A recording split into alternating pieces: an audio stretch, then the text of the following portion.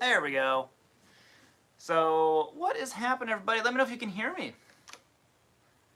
Actually, I can check that myself. What am I doing here? Let's see that. There we go. All right, hold on for 1 second here.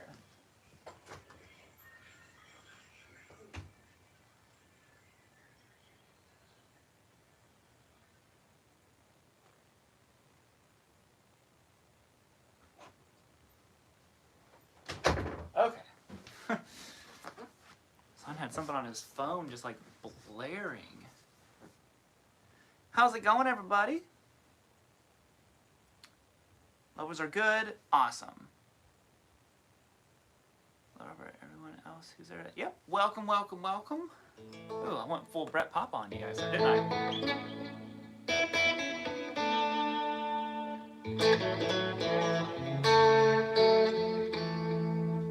So we'll give everyone just a couple minutes here before we get started. If you haven't tuned into one of these live clinics, if you have the course, which today is kind of the last day of that launch sale, 50% off, you can snag that. The tabs are going to be for some of the stuff that I'm covering today. So like I said, if you have the course, it's in the live clinic section.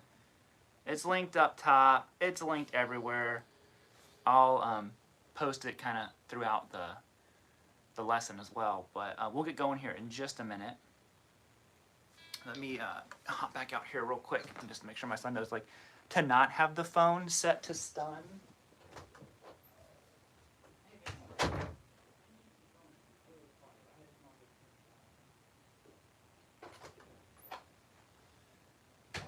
Okay. Sorry, my studio is in next door to my son's game room. And yeah, that was way too loud. I don't know if you guys could hear it or not, but it sounded so loud in here. Love the video with you and Uncle Ben. That was a great video, wasn't it, man? Ben's such a good guy. We've talked about doing that video for literally years at this point. So if you see me looking over here, I have my computer balancing on a, a step stool because I realized I don't have a table for any of this stuff.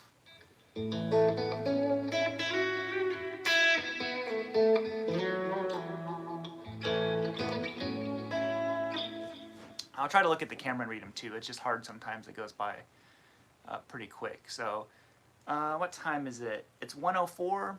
So we'll give it until 1:08, and then we'll start the clinic. So the way we do the clinics, if this is your first time tuning into one, I teach the stuff, and I'm not really looking at the chat when I'm teaching it, and then afterwards there will be a break for questions about it, and then some of the stuff we're going to cover is not tabbed out, but there's just things I want to showcase as well. And that is some refreshing cold water, because I got to talk a lot in these things. Am I Dave Grohl's clone? Someone else has said that before, too. Oh, actually, you know what I can do? Yeah, look at this. Big brain. Zoom in.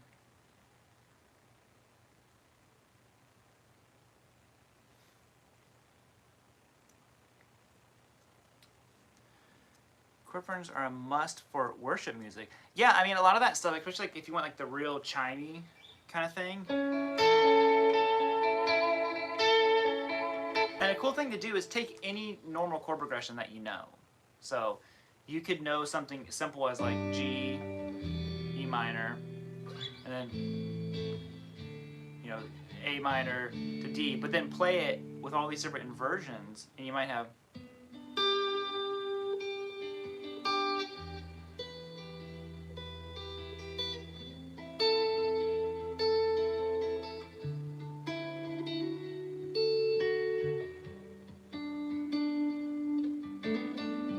You know, that's how different that sound. You go to A.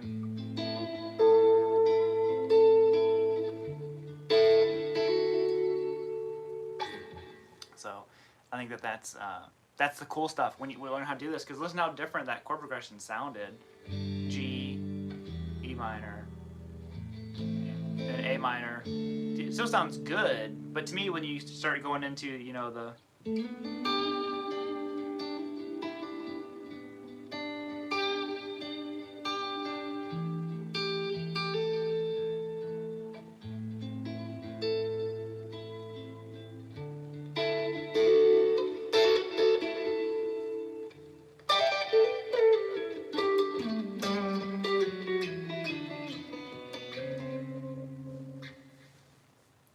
there you have it.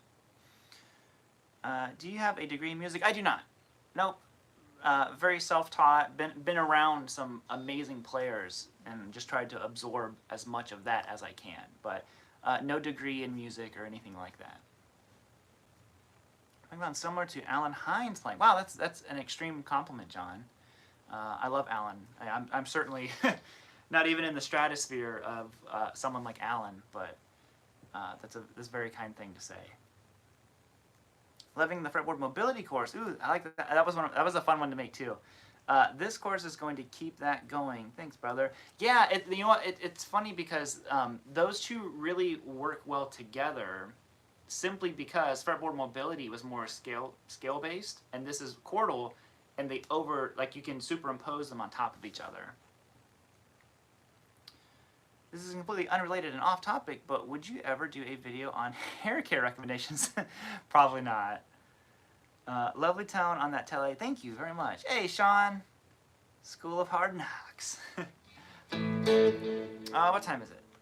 Okay.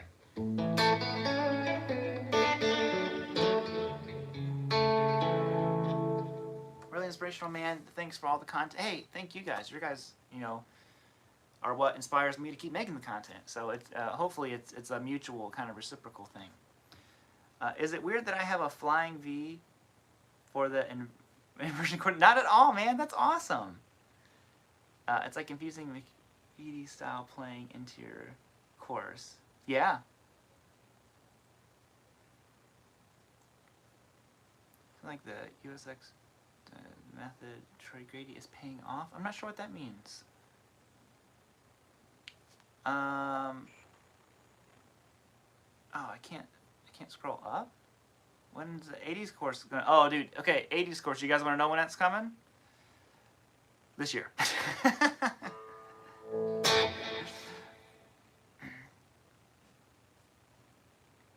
Okay, so let's go ahead and get started. So if you guys have questions over what I'm getting ready to teach and talk about, Leonard Skinner course. All right, so I'll answer this one real quick. Basil Brush Rocks. Next month we have a new course that should be done and coming out, and it's not completely dedicated to Leonard Skinner. It's a Southern rock course. So we're talking about Leonard Skinner, Molly Hatchet, 38, you know, a lot of those Southern rock bands, and there's gonna be a lot of, you know, Collins and all that kind of stuff in there. So yeah, so for the clinic, like I said, there's one part that I'm gonna teach and talk about that is tabbed out. So if you have the course, go to the live clinic section. You can even click the link if you need to get to the website quicker that I just posted and just sign in. And you can get that for what I'm about to show you guys, because it's something that I didn't talk about in the course. I kind of like saved it because the chord inversion course was intended to be kind of a starting point, like a late beginner person who knows chords, you know, maybe you know your pentatonic scale, maybe some major scale stuff, but are really wanting to branch out. Let me mute that. And to start to incorporate, you know, these triads and chord inversions into your playing, because a little goes a long way is what's so fascinating about that stuff. So, you know, I always loved picking up on little tiny things from players. And the first player that I ever did this, and before I get sidetracked, anyways, pull up those tabs, for that's what I was talking about. The first player that ever made me realize you could play chords in a different order than like their standard kind of cowboy position, this knob's gonna keep falling off, was Eric Johnson. So he has a song off of AM Musicon, however you pronounce that, called 40 Mile Town, and he does these chords like this. You know, typical Eric Johnson. And I remember my guitar teacher telling me like, oh, well, he's just doing a C, that's just C major. And I'm like, what? It's like, it's just a C major chord. He's doing an inversion. I'm like, what does that mean? And, you know, and from there, it was like off to the races. I'm like, that's the coolest thing you've ever showed me on guitar. He's like, yeah, man, they're all over the place. And, you know, and then we started learning about different ways of playing your chords. So when I realized, I'm like, oh, so to play a C major chord, all you have to have is a C note, an E note, and a G. I'm like, I can do those anywhere, like on any string. He's like, yep, anywhere. And it's that chord. So when I did this, look, what do we have? A G note, there's our E note, and there's our C. So, but how different does that sound? You know,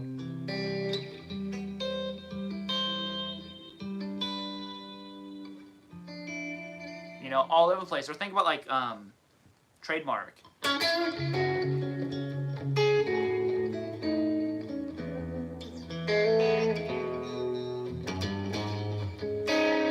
The whole thing. Look at all. How does it go? Tons of inversions. That's what it all is. And I'm like, that's one of the coolest things I've ever learned on guitar. So once I would get students to that point to where they were ready to learn that stuff, everyone always had the same reaction. They're just like, what? That's what they're doing? I'm like, that's what they're doing. And a lot of it's simple chords. You know, it's like, take your D major chord. Okay, this is, we'll start the clinic in just a second, but now I'm getting like hyped up on this stuff. So, all you have to do, you want a simple way to do inversions? It's basically just changing the order that you're playing the notes in, right? And it needs to have the core, so in D, we need to have an A note, a D note, and an F sharp. Take that F sharp and put it on the bass. It's still a D major chord. You just changed the, instead of your lowest note, which was an A note, now we have F sharp. And you can do this chord anywhere.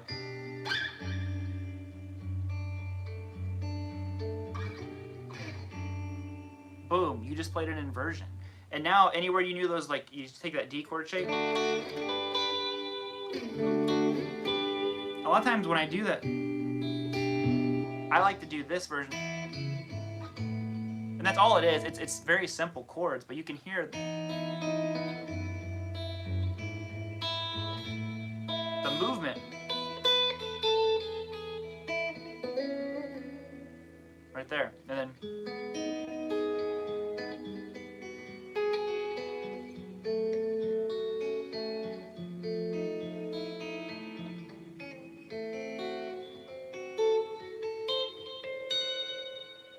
so, using third and bass. That's the thing, you know, and that was another Eric Johnson thing that I picked up, was he rearranged his chords and he didn't always have the root in the bass. He'd put the third in the bass, he'd put the fifth, you know, and obviously you can get into more complex chords where, you know, you're doing different stuff, but just starting with the basics, that's what this was all about. So like I said before, pull up those tabs for that one. We'll hit the actual tabbed section first. If you guys have questions for me, feel free to throw them out here in just a minute. We're going to cover all this stuff and then take your questions, hit another section of just kind of like a talking point that I want to throw in here, and then we'll chat some more. So like I said before, if you have the course, snag those tabs. And let's get going on it. Because one of the things that we did in the course is we played everything very much in order. So out of the key of G major, we know that we have our G major chord, of course. Our 2 chord was A minor, 3 chord was B minor, C major, D major, E minor, and then we had our F sharp diminished chord that we had in there, but we didn't focus on that. So we're not going to like focus heavily on that. There is going to be a part 2 of the chord inversion workout, which is going to focus on suspended chords, which is like a huge one for creating like interesting chord progressions. We'll dial a little bit more in on diminished stuff as well in that one, and then maybe like dominant 7 or something like that. But we did everything in order. So when we were doing the stuff, it was always perfectly in line. So what I wanted to do as a challenge is we're going to take what I think are the easiest shapes, but I want you to play them out of order, okay? So these are just simple triads of G major, we're going to go A minor, B minor, to C major. I'll break them all down here slower in just a second. D major, E minor, we're going to diminish, and then you'll be back home.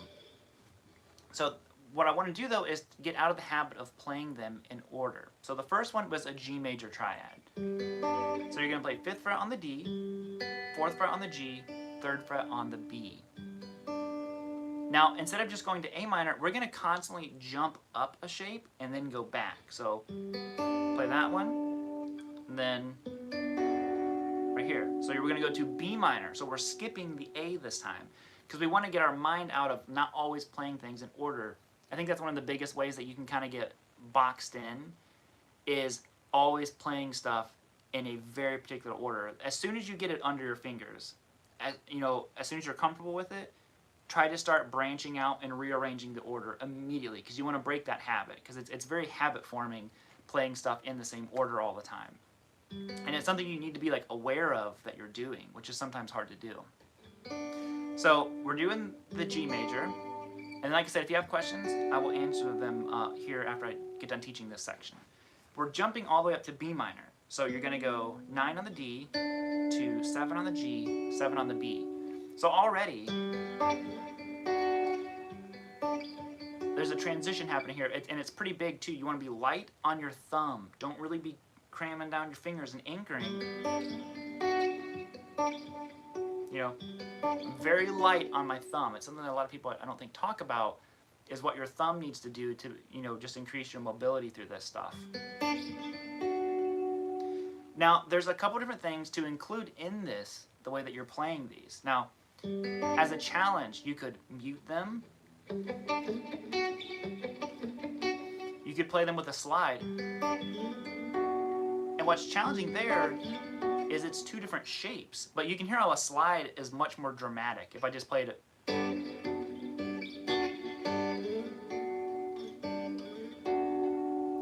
It's the little things like that you can be more aware of, and there's nothing wrong with sliding and dragging your fingers. Just make sure that the ending, you want to nail that landing.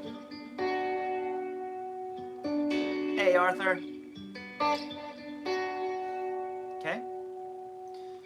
Now, next, we're going to jump down to that A minor that we skipped. So it's the same shape as the B minor, though. So we're just going to hop down to 7 on the D, 5 on the G, and 5 on the B. Now, what's cool about this is you can put these in any order, and it'll sound at least decent. It won't sound bad, because we're revolving around the key of G for this one, G major.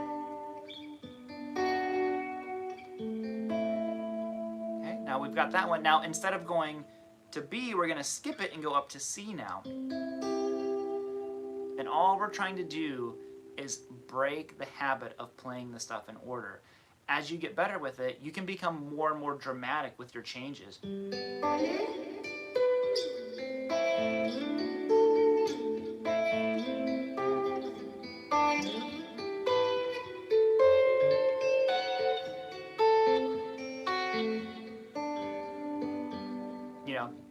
You kind of spice it up the more and more you get used to it.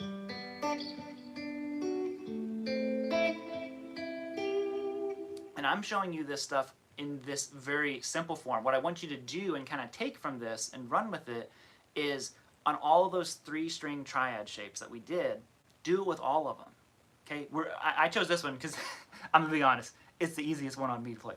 So I did that because I felt like it will make the teaching more impactful. But I'll show you some of the other ones here too in a minute. So after the A minor, we go to C major, which is 10 on the G, or D, 9 on the G, 8 on the B. So you have G, B, B minor, A minor, C major. Now you're going to go back to B minor, and now the new one is going to be D major, as I stutter.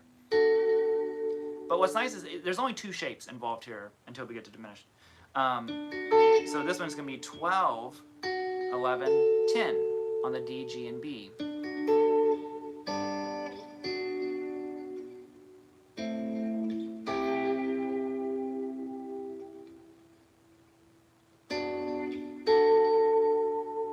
then there's the, you go back to C major after that D major. Then we're going to go all the way up to an E minor. Right there. 14 on the D, 12 on the G, 12 on the B.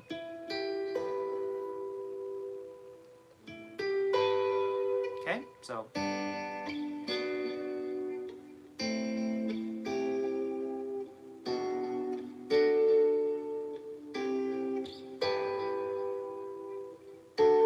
Now, next is going to be D major, because you kind of backtrack. You move forward to a new one, and you backtrack to one that you've done before. So you're going to go 12, 11, 10. Now we're going to go diminished. This one's kind of tricky. We're going to go 16 on the D, 14, and I'm sorry, yeah, 16, 14, 13. All right? See that one okay?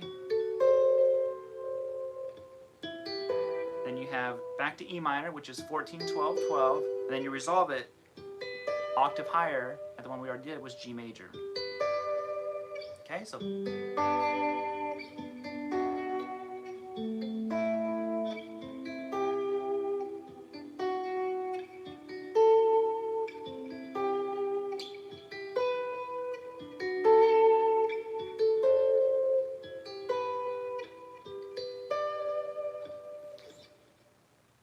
That's the exercise.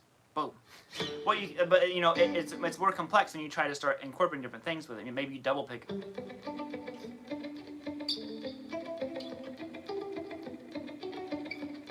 You know, do stuff like that to make it more challenging, whatever it is. It's a simple exercise, but it's powerful in what it teaches us in forms of mobility on the fretboard. So. Any questions over that part? I did see someone said their pattern examples pick note fast. Someone said they couldn't get the course. So if people, I see some people are confused about what's going on. This is a clinic for my new course. Let me double check something here for you on the course to make sure that those tabs, they should have been downloadable. I checked it, but let me double check real quick. So any questions you guys have over what we just covered, throw them in the chat real quick while I'm looking to make sure that this is working for the people who have the course.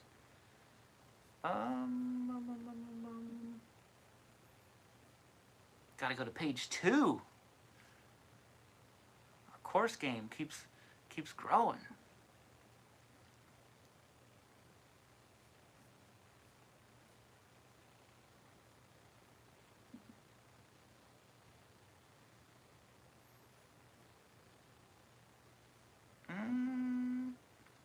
Yeah, it's there.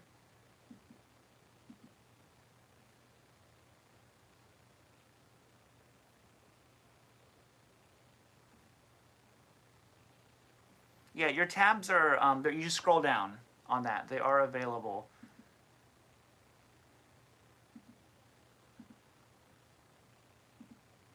You can also download them if you want to. So go to the live clinic info. on there? Anyone? I'm sorry, I saw someone asking about it. It's called Bonus Live Clinic Info. And you'll have tabs. You can download them, or you can just view them in the PDF viewer that auto-generates on there for you. So, okay, let's take a look at some questions. Diminished curveball, yes. E minor pentatonic behind this. Yeah, you can, because E minor pentatonic is the same as G major pentatonic. As long as you're aware of your root notes and the thirds and stuff like that, you could do this kind of stuff. So you could take these chord progressions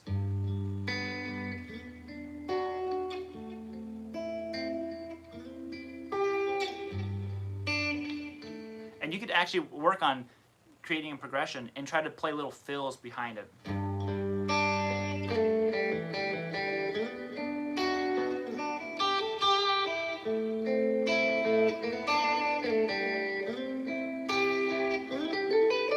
Incorporate that stuff over this, making these chord progressions. And you don't have to always start on the root of the, you don't have to always start with a G. You could start with A minor.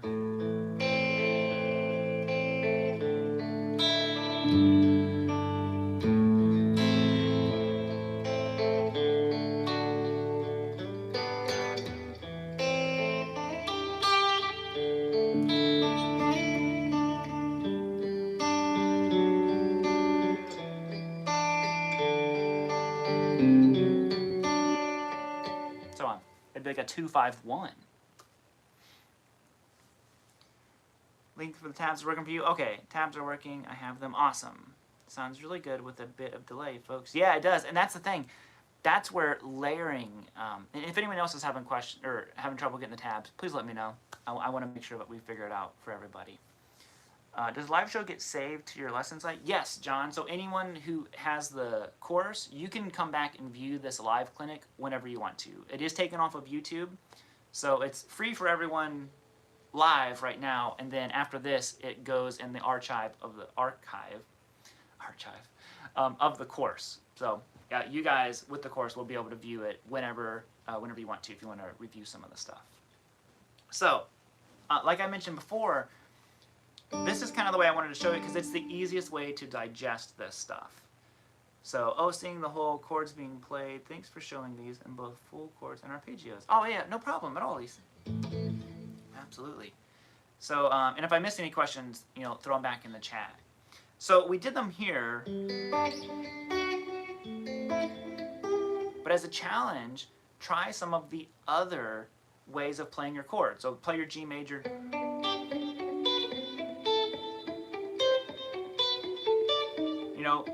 All over the place in all these different inversions that we have. So it's kind of like how we did the diagonal thing, but again, when we were doing them diagonally, it was all in order. Try doing them diagonally, switching. Not doing them in order. And go back. And then go up C. Just stuff like that, like little things like that to challenge your brain to think of where they are. Now, what we didn't cover in the course, which, like I said, to me it was more advanced and leaning us more into part 2, were inversions that weren't on strings next to each other.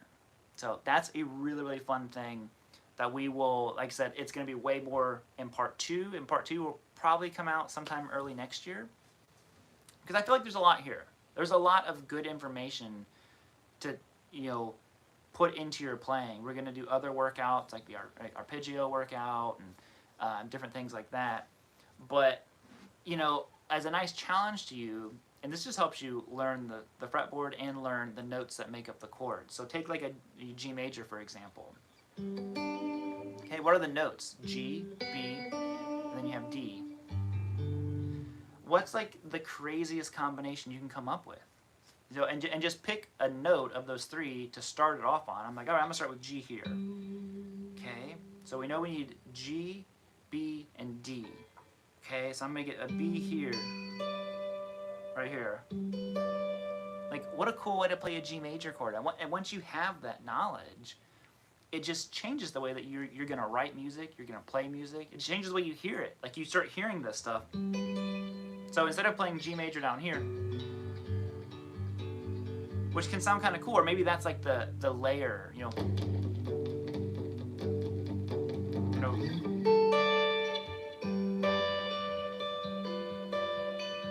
it's very Eric Johnson-y, of course, because I'm just I rip off Eric Johnson all the time.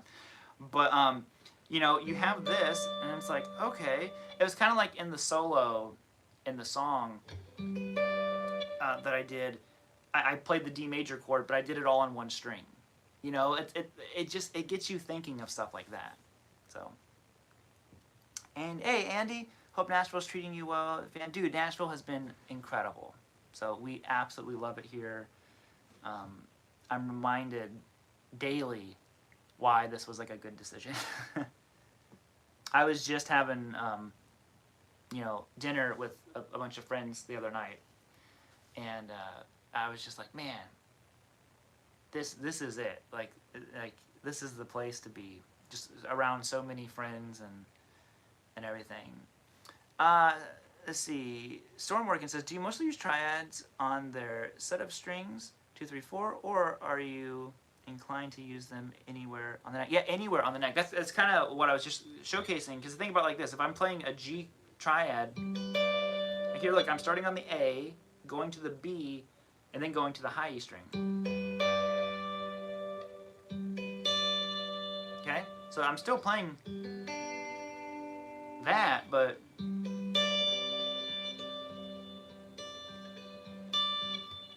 the inversions can have so much, you know, emotion packed inside of them. That's kind of what I was saying at the very beginning of the clinic. If you're here, I said take any progression that you know. Learn, learn like I got rice cooking in the microwave. Learn a Travis Tritt song.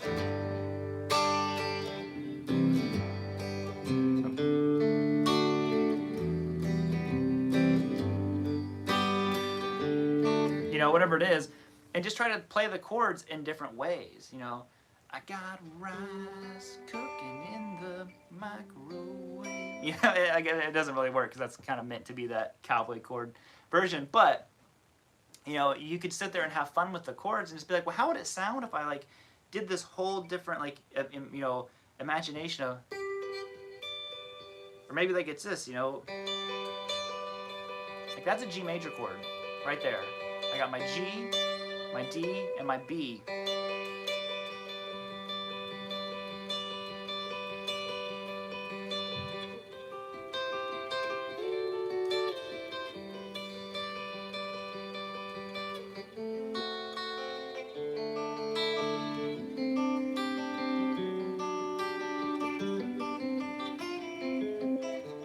You know, I was just as a challenge to myself, I was making like a picking exercise for myself the other night, and I was going through. I was like, I want to do triads, but using different. Like the first one was G major, then it's like suspended 4. You know, just going through all these different chords. No. It was like something like that. Like I had this like whole like picking exercise. I'm like, oh, that's really.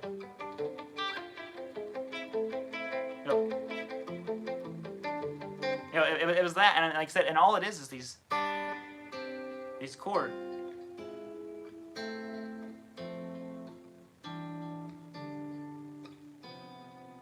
And I'm like, oh, that's kind of fun. Just it's like I said, it's a picking exercise, but it's based around triads, and it's just from learning this stuff. It's the most basic way to like just revolutionize the fretboard. So if you've been like stuck kind of playing scales your whole life, triads about to wake your fingers up. Bad chicken, mess you up. Who can name that? That reference. Good example is chorus of Mary Jane's Last Dance. Mike Kemp. Yeah, look at that. You know, when he does that. Or no, he does. Let's see.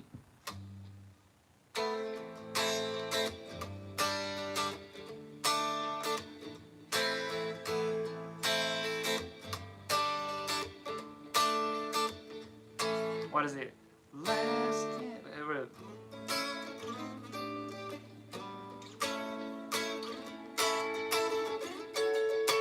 He just walks up those triads. Keeping us in suspense, waiting for a course on suspended chords. Exactly. I gotta keep the suspense there. Look at that. What if I just, maybe that should have been like the whole gimmick. I end all my phrases on suspended chords, just to mess with you. So I might play.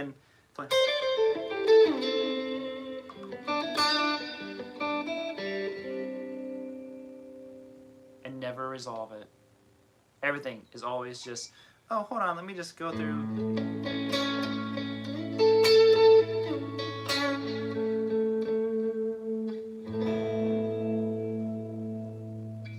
Everything's suspended.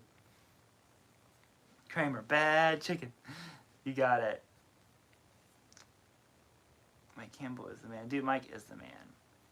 So, yeah, so anyone who is still curious about the course, today we're kind of wrapping up the sale on it.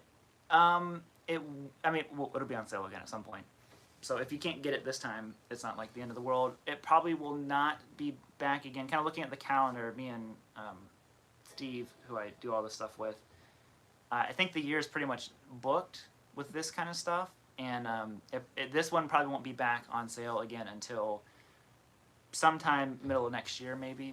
I'm not sure when we'll do it again. Whenever we do part 2, then we'll probably have this one on sale again. So that'll be definitely next year, because there's no way we're getting to part 2 this year.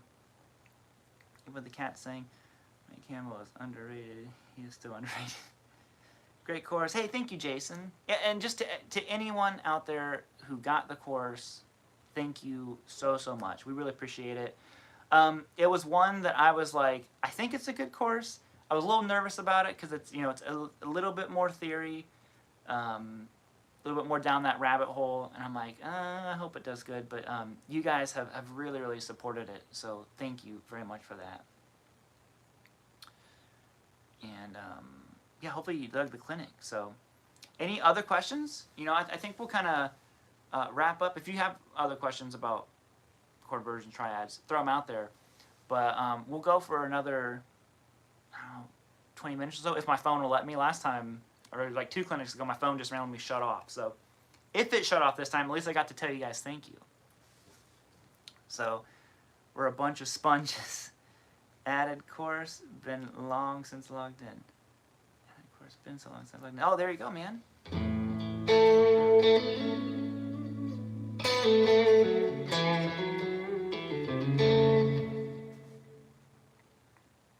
Hair conditioner recommendations. Man, I just took a shower, so my hair's all like poofy.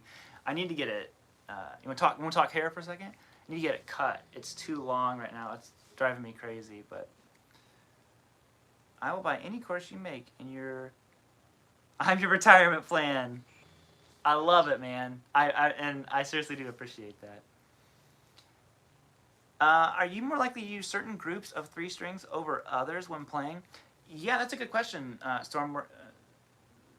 Oh, that's the Storm Working. Storm Woken? Yes. Simply from a dynamic standpoint. The lower strings are very kind of like big and boastful. So sometimes if you're trying to play something that's a little bit more soft and emotional, smaller strings are what you want. So, you could play, if you're wanting to sound really sad, this sounds sad, but it's so big sounding. Like, if you lighten it up and play, we're doing an A minor chord here, A minor up here, you can make it sound way more sad and somber by just going.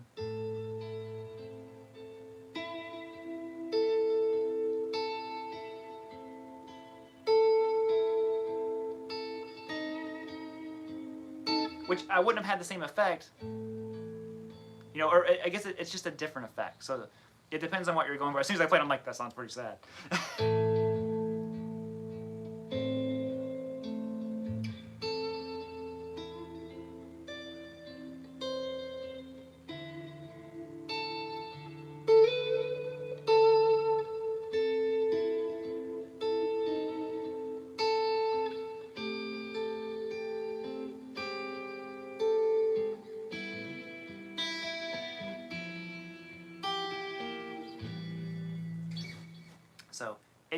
that's kind of where my thought process goes. You know, what am I trying to do with the sound?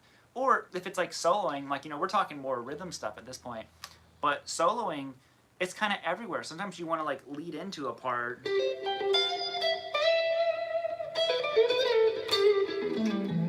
You know, they're all over the place. You know, that's obviously Eric Johnson-y, but you know, that's kind of utilizing all of them. You know,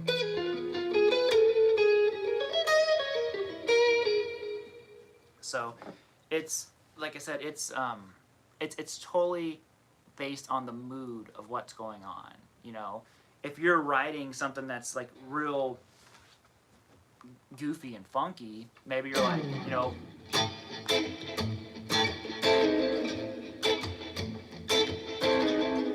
to me that they just both are kind of like doing the same thing, but they have a whole different vibe to them, you know.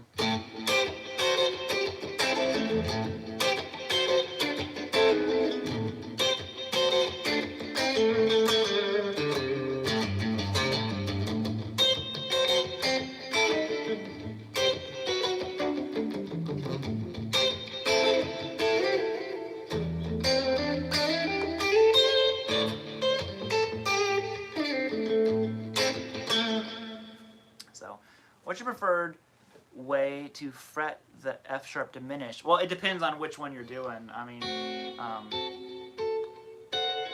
I typically, like, if I'm going through, you know, it's I use these three fingers a lot, other than the one shape. You kind of have to do like this. So it all just depends on where I'm at. But like, if you're doing a kind of like how we covered in the chorus, I use these three fingers for all of those.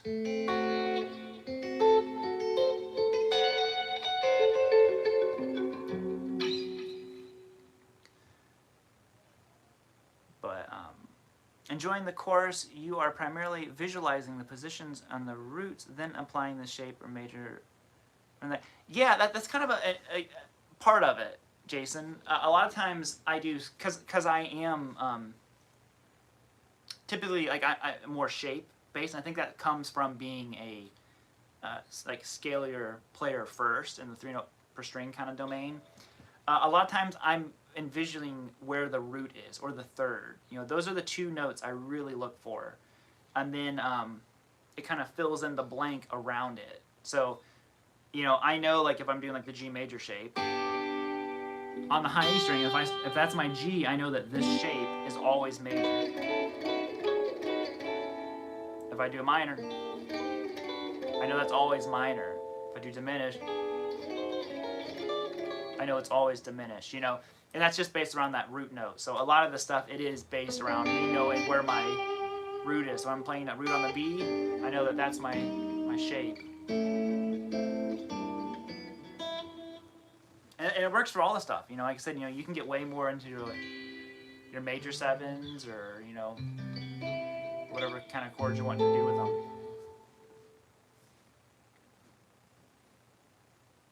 Thanks. Oh no, thank you, Rockstar. They have your EVH vibes. Oh, thank you. Yeah, I mean, I've taken so much stuff from EVH. I know a lot of people have asked about an EVH course. I've been working on one for a really long time. My struggle with doing an EVH course is I think that I'm not super... Hey, Jason. Thank you, buddy. I don't know if I'm necessarily the best... It's kind of the angle of the course, I guess, is what I struggle with.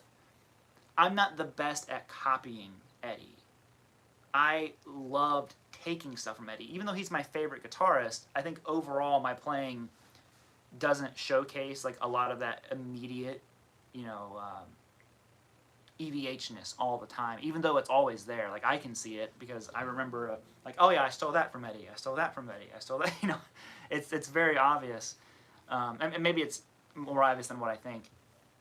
But it's kind of like the angle of the course. Like, is this a course that is teaching you how to use Eddie's stuff in your own way? Are we just trying to, like, copy the Eddie thing? Because, like, when it was, like, the Billy Gibbons one, you know, another player that I've been playing Billy's stuff my entire life of a guitarist, it was kind of like geared more to like, well, this is, you know, inspired by something I've learned by Billy, and I, you know, kept it close but needed to change it a little bit. There goes my pick. And that's kind of the struggle with Eddie, because Eddie, what does this say? I've recently ripping off Eddie licks. Dude, Eddie licks are the coolest. Problem with Eddie licks is they sound like Eddie licks, which is a good problem to have because they sound amazing, but they're very hard to use out of the context of Eddie. So, like I said, at some point we will do an EVH one. It's just, like I said, the trepidations of that side of it. Use it in your own way, definitely. That's what I'm kind of thinking. Is but it's like he's one of those players that it's like, how do you use an Eddie lick, for example, in your own way without sounding like that sound like Eddie Van Halen. Rick Beato had a good comment. We develop our own style, stealing stuff from the greats like Eddie. Absolutely. You know, there are so many things that you can take away. Like I said, to me, I guess I said Eric Johnson when I learned that 40 Mile Town. But the first chord inversions I ever learned was Eddie. And, you know,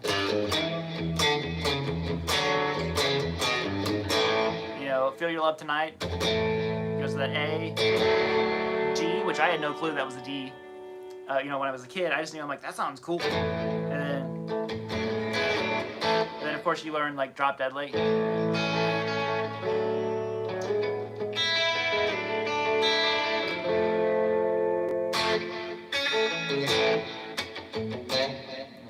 Goes into all that stuff. But, I mean, it's all over the place, especially, like, 360.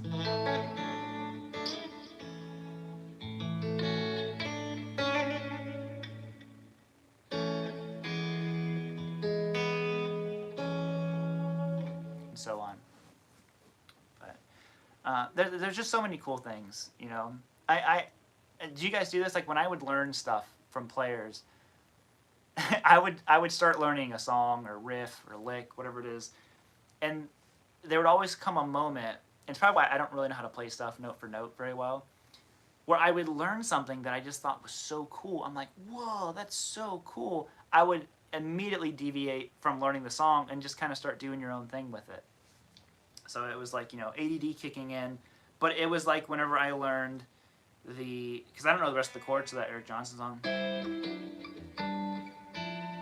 That one. Or I don't know the rest of Trademark. I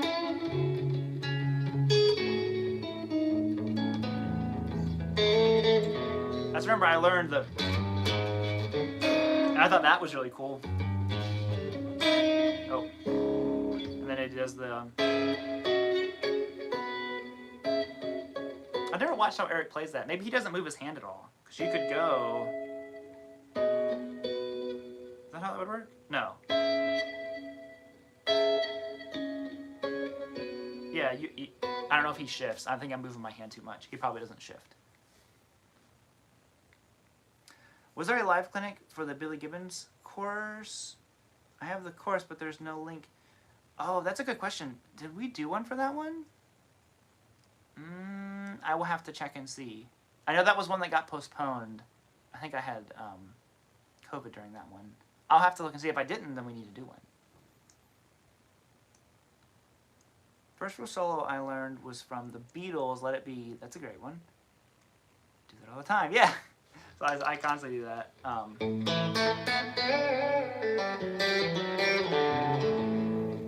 Do you ever flip them and start playing the inversions on a different string?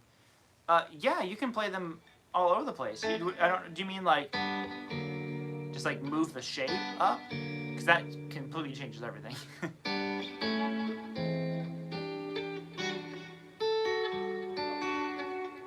But you could kind of like think of the shapes as the same. So like if you did your C major shape, then you did,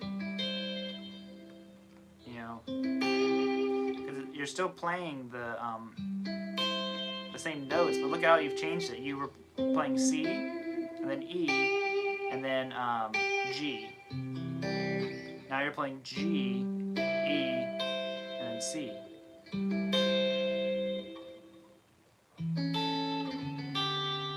just what a cool way to play chords.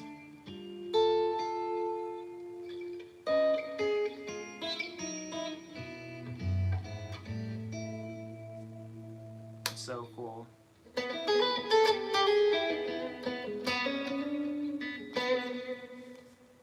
I have been curious on thoughts on Alex Lifeson's chord. Oh, dude, super cool. Rush stuff is awesome. I'm not like a huge Rush head, but you know, certainly super cool. I'm always amazed that you can play the same note 1, 3, 5 in a different order, inversion, and sonically sound completely different. That always amazed me. Are you really thinking Cage through this, or are you on autopilot? I'm more autopilot. I've never learned Cage, the Cage system. So I know guys like Brett Papa and Guthrie Trapp. I want to have Guthrie over. He said he was down to do some videos, and maybe that's the video we'll do. Like maybe he'll teach me the Cage system because I don't know it. The way that I learned all this stuff was I just learned the triad shapes all over the place, and you know, learned how they kind of fell across stuff. So.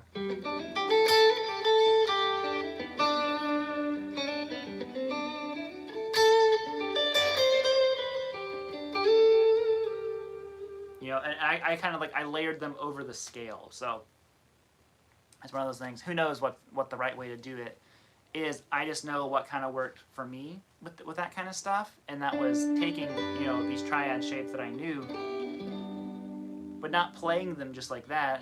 This is, you know, more of a lead perspective, but.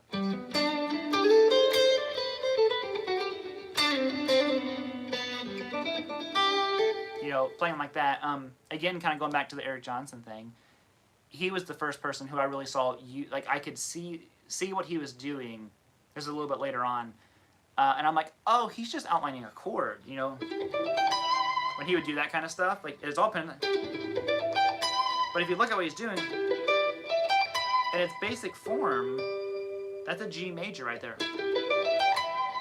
You know, it's all in Cliffs of Dover. You know. And then he goes, that kind of thing. Oh, he's the harmonic.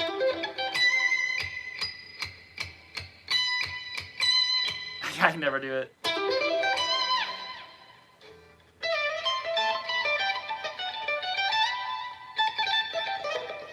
So on. But never occurred to me until I started learning Caged. Yeah, so like I said, I know that there's lots of great stuff in Caged. I come from the 3-note per string background, so I think I went about it a little bit differently, and so it could be like an addition to Caged for people, you know, like learning it this way as well. Because my thing that was always a little bit confusing about Caged was there were shapes that I was doing that aren't part of the Caged system, and I was like, well, how do you know to do that shape then? Like, why don't you do this shape? It's you know, it's so easy to do these shapes, and they're like, well, I don't know, you just learn them. I'm like, well, it's like I said, I think it's a combo of both. I know this isn't guitar related whatsoever, but could you tell me how you make your hair look so luxurious and beautiful all these years? That's funny because someone else was asking about hair stuff. I don't do anything to it, to be honest. I don't know if that is good or bad, but I put 0 products in my hair or on it or anything.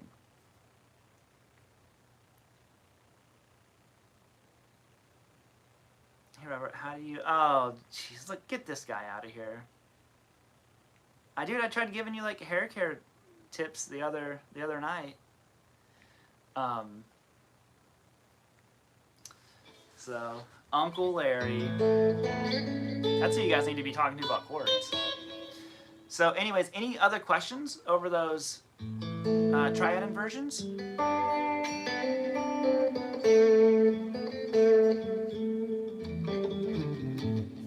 If you guys haven't yet, 501 chorus echo. We gotta get Uncle Larry to 100K. That way I could inevitably have to help you figure out how to get your YouTube play button. You know, dude, I ate those leftovers right after I text you. And there wasn't much, so can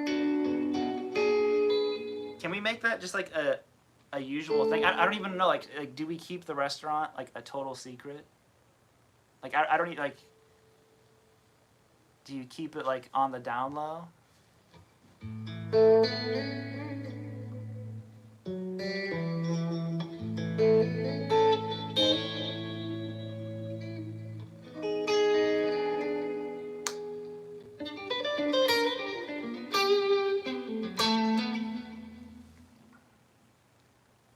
Let the cat out of the bag. Okay, so there's this amazing.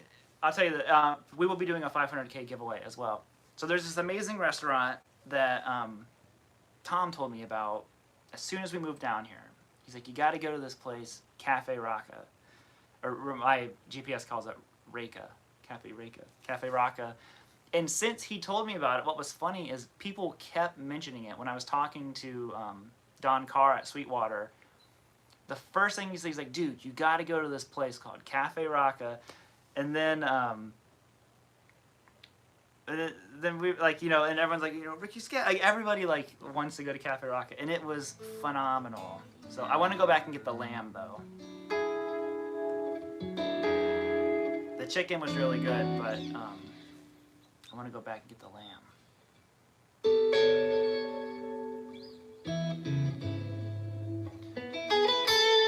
I'm not scolding Caged. Might get it someday.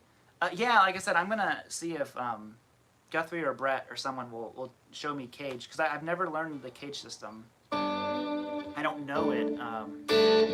I know that people I've talked to have whatever, like the way that I see the stuff is like it's like partial caged or something like that.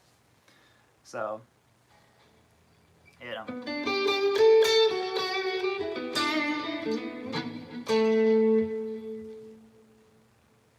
thank you, Book. I appreciate that, man.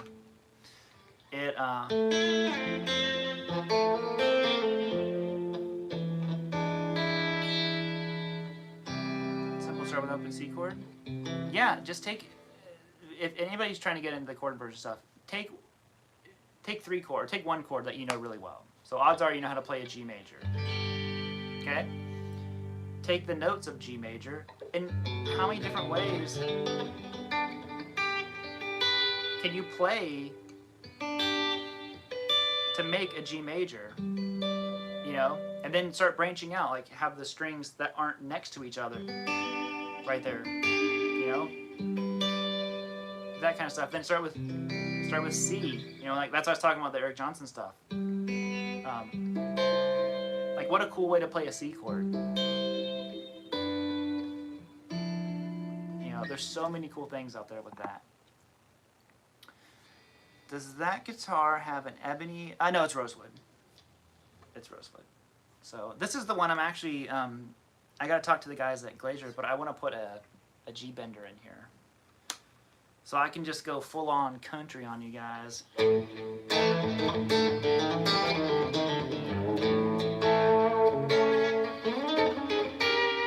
What's that solo?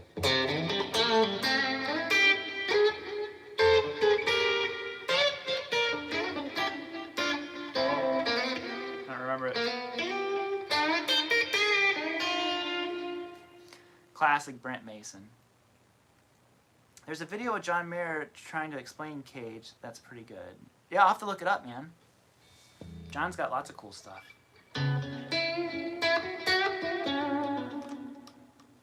He's the original one that I saw doing all the sixth. I can't remember his song.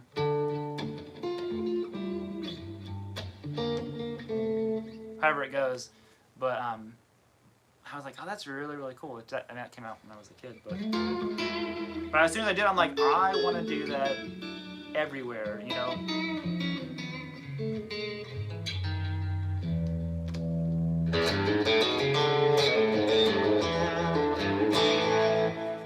So, as the Oxbox you go to, I've never actually used it before, to be honest. My buddy Corey Congilio is supposed to come up here and show me how to set it up. I have never used it. I've had it for like a year and a half in a box, and I finally took it out, and I think we're gonna do a video together on it or something. So I have lots and lots of video ideas that I wanna do. So I don't know if Uncle Larry's still here. I still want to do a video with you, Book. Top Ball, hey Robert, and all. I picked up the course up last week. I love it. Great lessons. Keep up the great work. Thank you, dude. Paul, you're always awesome, man. What's the most beautiful chord?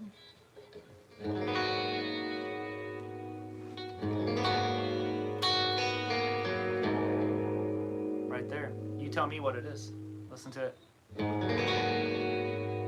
you got 4th fret low E, 4th fret D, what's that? 3rd fret G, open B, 2nd fret high E string.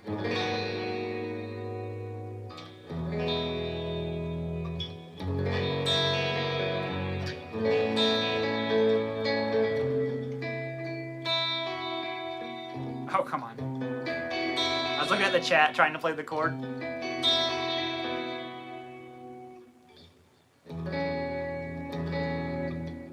man, that's a tough one. Right there. I think those chords are above my pay grade, though. Hopes of knowing where to go next. Yeah, for sure.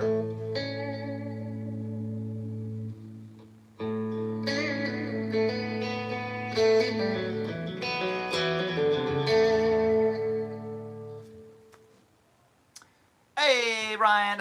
You always join right as I'm leaving. You know what? Do you ever have some guitars, just certain chords sound better on them than anything else? This chord has this guitar, like you play a G chord back here by the bridge. I'm like, that's just what this guitar was meant to play.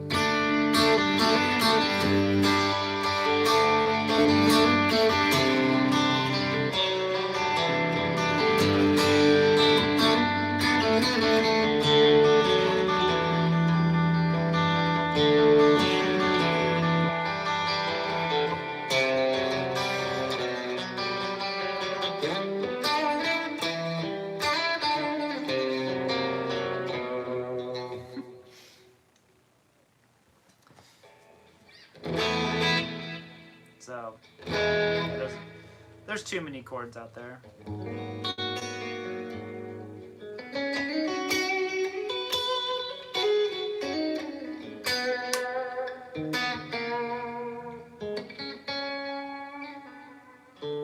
So, anyways, any final questions? Where are we at? We're over an hour. Who dis? Purchase the course. Hey, thank you. Thank you. To all the people out there, just to everyone who's watching, thank you. Anyone who got the course, I really do appreciate it. If you want to still snag it, we're rolling that 50% for the rest of the day, and then this course won't really be on sale again until next year at some point, whenever part 2 comes out. So, but next month is going to be the Southern Rock course. So I've been listening to pretty much nothing but Second Helping and all that good Leonard Skinner goodness. Okay, question before we go. What's everybody's favorite Leonard Skinner album? You can only pick one. You can pick one Skinner album.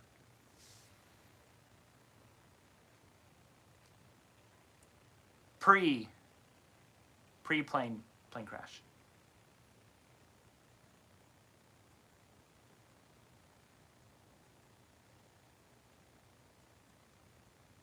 No, you can't Google Leonard Skinner albums. You just gotta know. I'm just joking, man.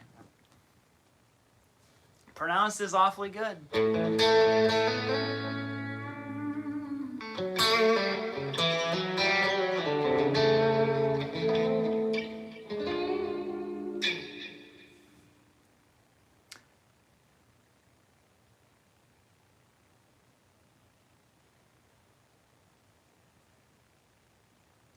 You can roll a live album if you want to.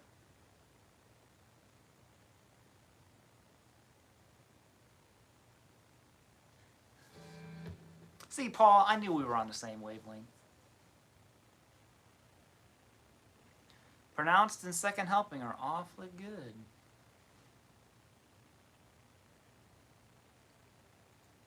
So anyways, guys, I will leave you all Street Survivor. Yes. All that good Leonard Skinner stuff. So, how often do you hybrid pick? It depends. Like, I do it pretty often. I do it more when I switch to my, but then it's not hybrid picking, I'm just switching to my fingers. So it just depends, like, it's more of a tonal thing for me. So if I'm playing, like, there's, like, using some of my fingers, because I think the pick is too aggressive. Right there. It's like too much bite, so I'll use my fingers right there, and I'm switching to using just my.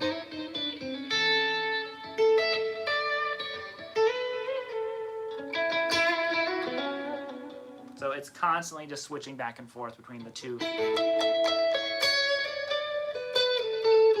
I will say typically when I'm on the neck pickup though, because it's darker and warmer, I do much more with my pick than my fingers. As soon as I go back to that bridge, I just like the way your fingers sound better.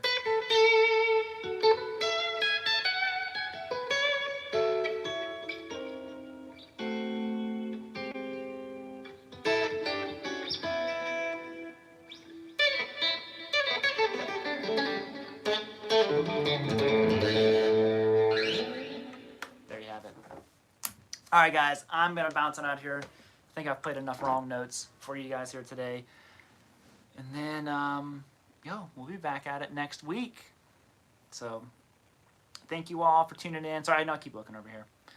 Are you going to see GNR next month? You better believe it! Dude, next month is going to be crazy. So, I'll end up bluesy here in a second. So, I'm going to the Woodshed Guitar Experience, which is the Andy Wood event. I'll be there for 2 days, which is going to have two of my, like, absolute guitar heroes in my entire life are going to be there.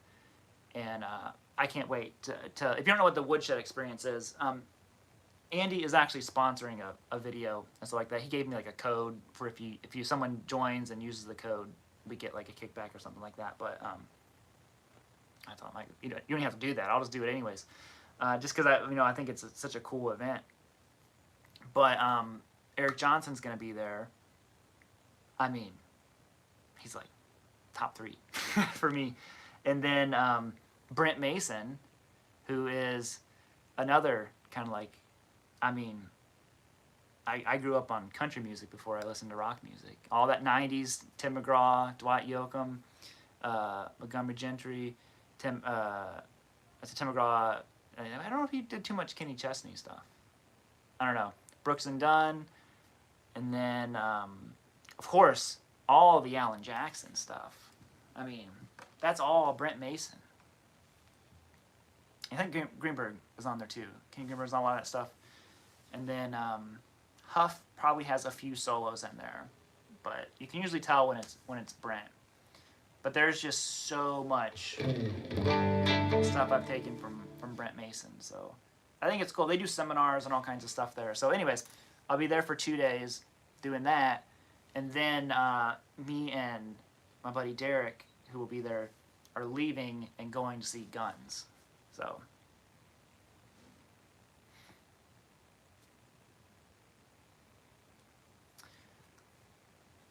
Benjamin Castro said, I'm moving to Canada in a few months. Does their Sweetwater code use up? Yeah. Anytime you click on any of those affiliate links, it helps out a bunch because I think that technically, like, if you click on my link, you're quote unquote my customer, you know, for 15 days. So anything that you buy within 15 days of clicking on it, I think goes to the original click or something like that. I don't totally know how it works. So 70s country. 70s country's right there with it, man. I grew up on a lot of that 90s. You know, like I said, I was playing Travis Tritt, you know, a little bit earlier. Or, hold on. I